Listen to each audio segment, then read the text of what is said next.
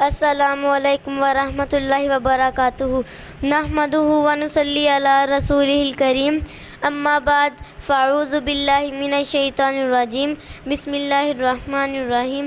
اس کا آنا تھا کہ جنت کے دریچے کھل گئے، ابر رحمت اس قدر برسا کہ چہرے دھل گئے۔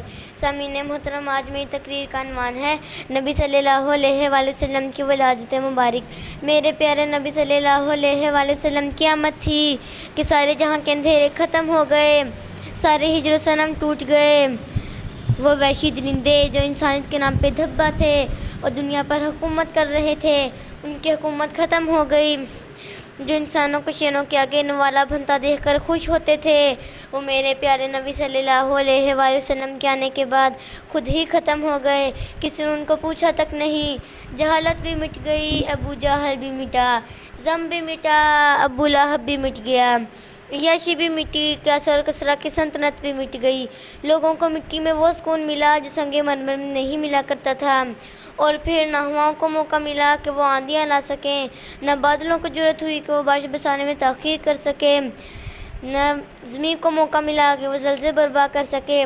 یہ سب محمد صلی اللہ علیہ وآلہ وسلم کے آنے کی برکت ہی تھی کہ عزم ہو یا بزم، معیار زندگی ہی نہیں انداز زندگانی ہی بدل گیا۔ پہلے لوگوں کو سونا اور چاندی میں تولا جاتا تھا، پر میرے پیارے نبی صلی اللہ علیہ وآلہ وسلم کے آنے کے بعد لوگوں کو تقویٰ میں تولا جانے لگا کہ کون اللہ کے قریب ہے۔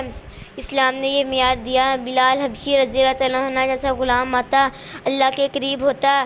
قریش کا سردار عمر ابن الخطاب رضی اللہ تعالیٰ عنہ یا سیدی کہہ کر پکارتا۔ آمنہ کے لال صلی اللہ علیہ وآلہ وسلم تشریف لائے، عورت کو حیا نصیب ہوا، خاتون خانہ کو وہ مقام ملا جس کی حقیقت میں وہ طلبگار تھی۔ بچوں نے بے مقصد کھیل چھوڑ کر تلوار چلانا سیکھی۔ معاذ اور معوذ رضی اللہ تعالیٰ عنہ اطفال کے ذوق و شوق کا نقشہ ہی بدل دیا۔ بچے دین کے داعی اور سپاہی بنے، ابو جہل کے قاتل بنے اور دین کی سپہ سالاری کرنے والے بنے۔ لوگوں کی زبانوں کو گانوں کی بجائے قرآن کی تلاوت نصیب ہوئی اور ان کا رہن سہن قرآن کے مطابق ہوا۔ وہ لوگ جو بزدلی اور وحشیانہ زندگی گزار رہے تھے، ایسے مجاہد بنے جن کی گھوڑوں کی تعریفیں خود رب کا قرآن کرتا ہے۔ اللہ تعالیٰ سے دعا ہے کہ اللہ تعالیٰ ہمیں نبی صلی اللہ علیہ وآلہ وسلم کے نقش قدم پر چلائے، آمین۔